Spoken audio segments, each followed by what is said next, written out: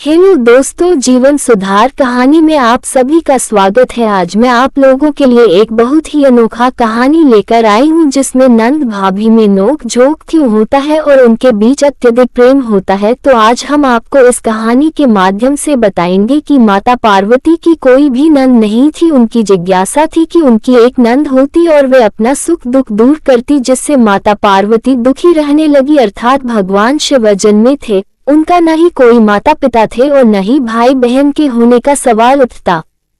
ये बात माता पार्वती अपने मन में रखकर बैठ गई, लेकिन भगवान शिव तो अंतर्यामी थे। उन्होंने माता पार्वती के मन की बात जान ली और अनजान बनकर बार बार पूछते रहे कि आखिर तुम्हारे मन में चल क्या रहा है, अगर कोई समस्या है तो बताओ। तो होना क्या था, माता पार्वती ने कह दिया कि काश नंद होती है जिससे वह हंसी मजाक करती और उनका मन भी लगा रहता। भगवान शिव ने कहा कि नंद तो तुम्हारी आ जाएगी, लेकिन क्या तुम नंद के साथ रिश्ता निभा पाओगी? कहीं अगर दोनों के बीच नहीं बनी तो क्या होगा? पार्वती जी ने कहा कि आखिर नंद से मेरी क्यों नहीं बनेगी, मैं नंद भाभी के रिश्ते को अच्छे से निभा लूंगी। फिर क्या था, भगवान शिव ने अपनी माया से एक देवी को उत्पन्न कर दिया। वह मायावी देवी बनी माता पार्वती की नंद। भगवान शिव ने जिस देवी को उत्पन्न किया वह देखने में काफी मोटी थी, उनके पांव फटे हुए थे। भगवान शिव ने कहा कि यह तुम्हारी नंद है और इनका नाम मायावती देवी है।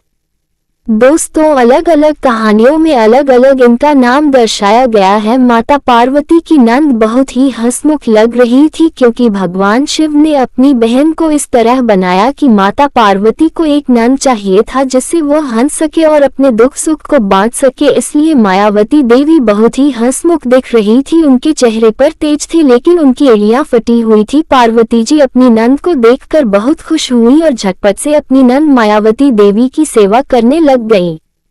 मायावती देवी पहले स्नान करके आई और भोजन मांगने लगी। तभी पार्वती जी ने भोजन परोस दिया। देखते देखते मायावती देवी भंडार में जो भी था वह सब कुछ खा गई। माता पार्वती और भगवान शिव के लिए कुछ बचा ही नहीं था। ये देखकर पार्वती जी दुखी हो गई। पार्वती जी ने फिर अपनी नंद को पहनने के लिए नए वस्त्र दिए, तो मायावती देवी के लिए उनके वस्त्र छोटे पड़ गए, क्योंकि मायावती देवी मोटी थी। पार्वती जी परेशान हो गई। उनको तो ऐसी नंद चाहिए थी जिनके साथ वह हंसी मजाक दुख सुख कर सके। तभी उनकी नंद मायावती देवी को मजाक सूझा और उन्होंने पार्वती जी को अपने पैरों की दरार में छुपा लिया, जिससे उनका दम घुटने लगा।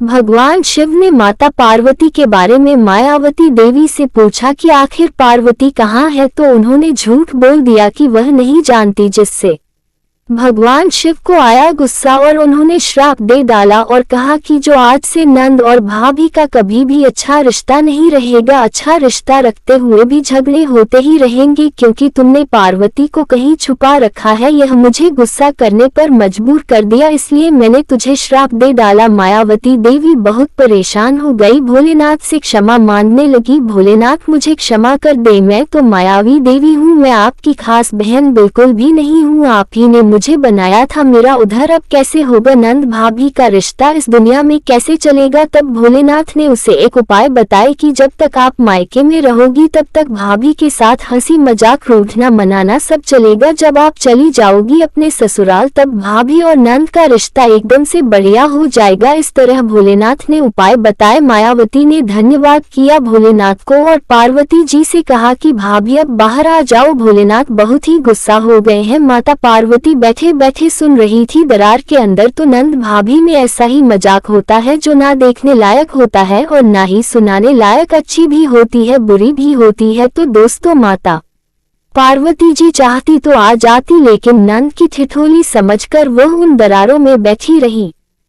तब मायावती देवी ने स्थिति को समझते हुए अपने पांव को पटक दिया। जोरों की आवाज हुई और पार्वती माता निकल के भोलेनाथ के सामने आ गई। पार्वती जी अपनी नंद की हरकतों से परेशान हो गई और भगवान शिव से कहा कि आप जल्दी से नंद को ससुराल भेज दीजिए। मुझसे बहुत बड़ी गलती हो गई है जो मैंने नंद की चाह रखकर बहुत खुश हो रही थी।